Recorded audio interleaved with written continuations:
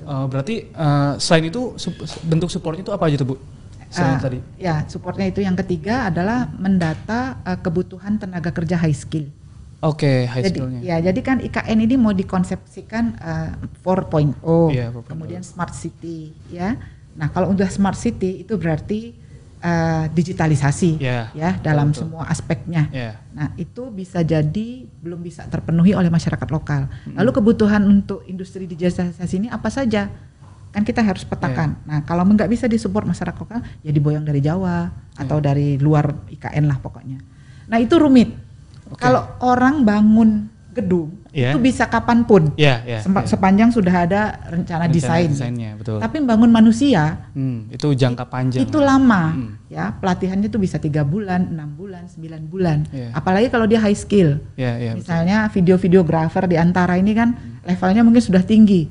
Itu kan bukan latihan 2-3 bulan, itu latihan setahun, magang setahun, ya kan. Pengalaman juga kan. Itu belum tentu ada di Kutai Kartanegara dan Penajam Pasir. Nah, itu yang kita boyong dari luar. Nah, tapi kan harus benar-benar precise. Jangan sampai ada di sana tapi kita nggak pakai.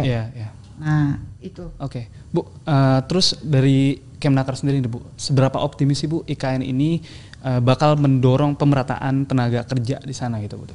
Pastilah kita optimis. Kalau dilihat dari planning kita untuk melatih 15.000 ya kurang lebih untuk tenaga kerja konstruksi dari masyarakat lokal, itu bayangkan saja ada 15.000 orang bekerja untuk sektor konstruksi. Gajinya berapa? 3,3 di sana, 3,4. 15.000 kali 3,4 juta per bulan. 15.000 orang kalikan 4. Karena satu orang ada suami atau istri, anak 2, itu berarti sudah 60.000 orang. Lalu multiplier efeknya itu baru dari sektor konstruksi. Betul. Belum lagi yang pengolahan dan yang lain.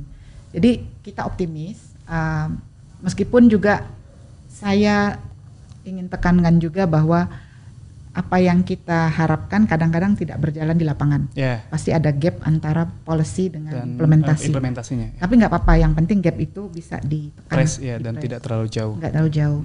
Nah Bu, dari Kemnaker sendiri kan tadi sudah Ibu mengatakan kalau misalkan penyerapan tenaga kerjanya tuh akan difokuskan ke istilahnya di IKN itu ya Bu ya. Nah dari Kemnaker nih Bu, ngelihatnya itu bakal berpotensi untuk menurunkan tenaga kerja di luar daerah nggak sih? Yang di luar daerah IKN? Enggak, jadi IKN itu kan 2 kabupaten ya sebetulnya, Penajam Pasir sama Kukar. Nah, apa-apa yang memang tenaga kerja maupun bahan bakunya tidak bisa disuplai oleh kedua kabupaten ini, kan ada kabupaten layer kedua. Jadi Kalimantan Timur itu ada 11 kabupaten. Nah, kabupaten layer kedua itu bisa mensupport, termasuk Kota Balikpapan dan sebagainya. Tapi kita fokuskan dulu 2 kabupaten itu. Baru layer kedua, kalau memang tidak bisa ya baru dari luar Kalimantan. Gitu. Bu, balik lagi Bu ke Renstra tadi nih Bu ya. Pasti kan yang namanya rencana strategis itu ada jangka panjang dan jangka pendek ya Bu ya. Nah dari Kemnaker sendiri sudah menyiapkan nggak untuk jangka pendeknya itu Bu? Jangka pendek itu tadi ya. Kita 2021 bahkan udah mulai sampai 2024 itu targetnya 12.900 orang sampai 2024 itu jangka apa tuh? Menengah ya. Nah, pendeknya ini tahun 2022 5.600 orang kita latih. Nah, jangka panjangnya itu kalau saya baca planning dari Bapena itu sampai 2045. 2045? Iya, sampai 2045 estimasi jumlah tenaga kerja yang dibutuhkan di IKN sampai 2045 itu di IKN saja 800-an ribu.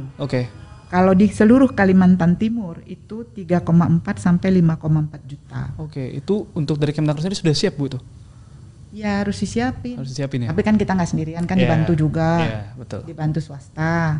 Nanti swasta yang mau investasi di sana kita wajibkan melatih juga. Kamu investasi di sini dalam bentuk apapun, sekalian sumber daya dilatih. Jangan cuma investasi untuk fisik aja, untuk manusia juga. Itu bisa membackup. Kalau cuma Kementerian Ketenagakerjaan sendiri nggak bisa. Nggak bisa. Oke Bu, benar.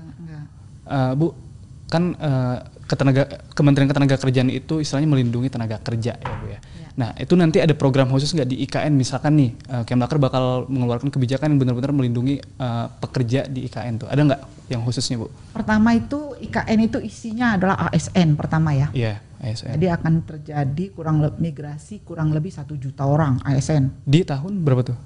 Dari 2022 bertahap. Berkloter. 2022 itu ya mulainya itu Pak Jokowi dan seluruh staf ya, KSP termasuk Menko, Triumvirat, Dagri dan sebagainya, Menhan pindah.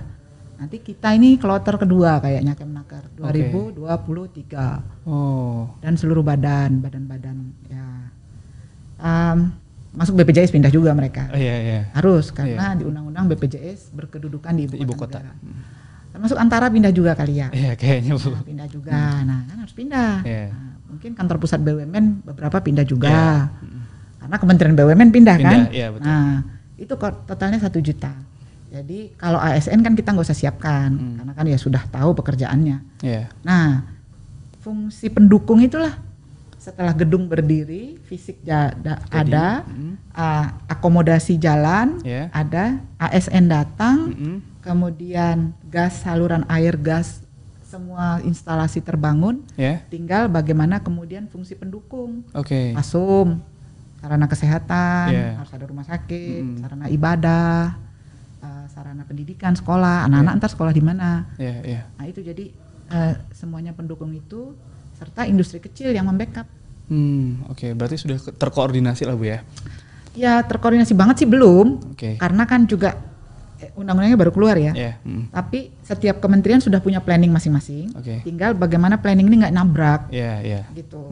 Jadi KKP pasti punya planning untuk pemberdayaan maritim di sana.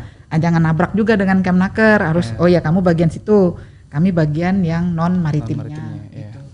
Oke Bu, kita loncat Bu ke masalah JHT Bu, jaminan hari tua. Kan kemarin tuh Ibu Menteri mengeluarkan kebijakan kalau misalnya JHT itu diundur pengambilannya di umur 56 tahun. Itu ceritanya seperti apa tuh Bu? Ya inilah yang saya bilang tadi salah satu tugasnya staf khusus dimarah-marahin. Harus ditanya-tanyain. Ya nggak apa-apa. Jadi kenapa itu dikeluarkan? Ya pertama karena menjalankan amanat undang-undang. Pokoknya pemerintah ini sebelum mau bikin apa-apa tuh pasti riset dulu. Bukannya undang-undang dulu. Boleh nggak? Disuruh nggak? Yang penting nggak boleh melakukan yang melanggar dan kalau yang disuruh harus dilakukan. Kita buka ternyata memang di Undang-Undang SJSN dan PP di bawahnya PP 46 itu disampaikan bahwa jaminan hari tua adalah sejumlah uang tunai yang diperoleh pekerja saat memasuki usia pensiun.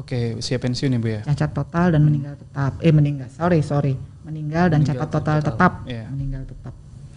Nah, itu bunyinya begitu. Lalu usianya berapa? 56 itu tercantum juga di undang-undang. Karena masuk usia pensiun ya. Berapa usia pensiun di PP 46 ditulis 56. Nah, itulah yang kita jalankan.